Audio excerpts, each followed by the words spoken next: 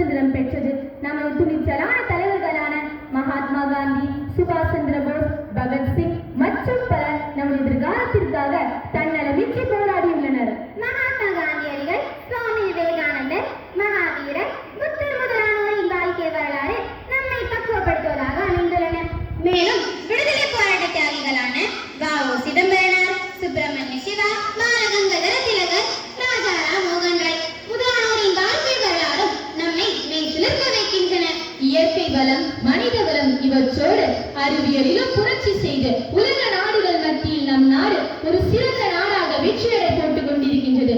மேலும் அதன் வளர்ச்சிக்காக நாம் செய்ய வேண்டிய பணியினை பற்றியும் நம் நாடு ஒளிர்வதற்கு நாம் ஆற்ற வேண்டிய பண்பினை பற்றியும் உங்கள் முன் கூற வந்துள்ளோம். உலக நாடுகள் அனைத்தும் வியக்கக்கூடிய அளவிற்கு அரசியலமைப்பு சட்டத்தை நாம் பெற்றுள்ளோம்.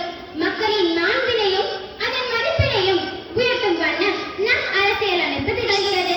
அமெரிக்கா, ரஷ்யா, சீனா போன்ற நாடுகளுக்கு இணையாக விண்வெளியில் இந்தியாவின் இஸ்ரோ பல்வேறு சாதனைகளை நிகழ்த்தி வருகிறது. அதற்கு உதாரணம் சந்திராயன் 1, சந்திராயன் 2 மற்றும் சந்திராயன் 3 ஆகிய செயற்கைக்கோள்களே ஆகும். கற்கை நன்றே, கற்கை நன்றே, பிச்சை புகிலும் கற்கை நன்றே. ஆம், பெற்ற சுதந்திரத்தை பேணி பாதுகாக்க மாணவர்களாகிய நம்முடைய பணி யாதெனில் கல்வியை அருமையாக கருத்தில் கொண்டு அதை நன்முறையில் நடைமுறைப்படுத்த வேண்டும். ஏனெனில் கல்வியால் மட்டுமே ஒரு உயர்ந்த சமுதாயத்தை உருவாக்க முடியும்.